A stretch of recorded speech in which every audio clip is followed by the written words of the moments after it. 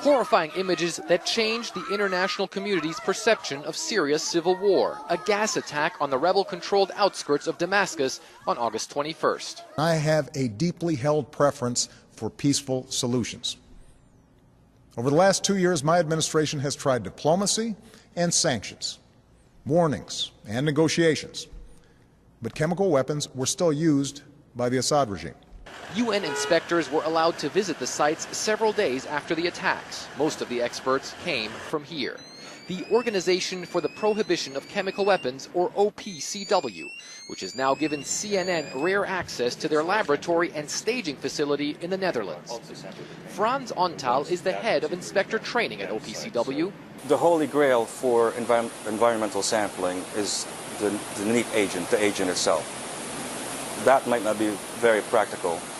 We don't expect to find agent by the time we arrive. So we need to look for secondary evidence, and that could be munition fragments or the delivery device itself, whatever they use to deliver the device.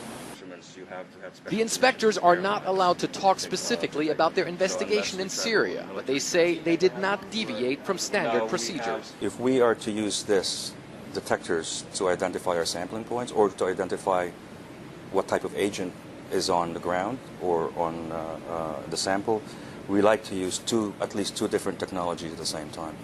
So, for example, they might use this and this detector and go in onto the sample at the same time and then use both readings to confirm what comes up. Video released by the Syrian opposition showed the inspectors on the ground at the sites of the chemical attacks.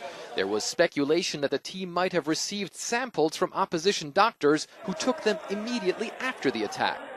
But Frans Ontal says for a credible investigation, the inspectors must do all sampling themselves. It is very important. We cannot consider a sample if it has lost the chain of custody, if it has gone away from our view, if it's been tampered with at any given time. We have to make sure that whatever samples we take can stand up under any scrutiny and be as rigorous as possible. So that means you take them, right? No one else takes them? No one else takes them. And from the time that we take the sample, we cannot lose sight of that sample at any given time. But the inspectors do speak to survivors and doctors in the affected areas and say that information is very important to the overall investigation. Shortly after the Damascus suburb of Zamalka was hit with chemicals, CNN managed to get a journalist on the ground who filmed a mass grave and many bodies still in the makeshift hospital. Survivors giving details of the attack and what the chemicals did to them. I can't breathe, this first responder said. I have nerve problems. I had really bad cramps and headaches. I threw up all the time. I can't sleep and can't see really well. The samples from chemical weapons sites are brought to this lab. The transport container is made to withstand a plane crash. The scientists use detectors while opening it to make sure they're not exposed to nerve agents. Dr. Hugh Gregg is the head of OPCW's lab. The final container is the sample itself, the samples that were collected in the field. We ensure that those seals are absolutely correct and that they haven't been tampered with, and then we're ready for that sample. Samples are analyzed in a gas chromatograph mass spectrometer, or GCMS, a device that breaks the samples down into its components and then identifies the chemical agents. The routine GCMS analysis that we would do for environmental samples can see things down below a part per million.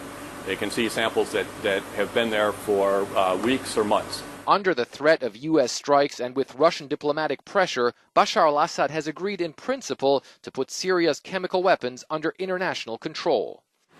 The OPCW would most likely take the lead, cataloging and monitoring the stockpiles. The organization has done it in other countries and knows how long it takes.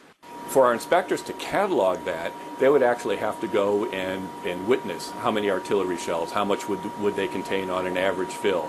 They would have to, look at storage containers. They would have to figure all that out. So cataloging something would depend on how many sites there are, how many different munitions there are. It could take months. And OPCW will probably play a pivotal role as the Syrians and the international community determine what the consequences of the gas attack will be.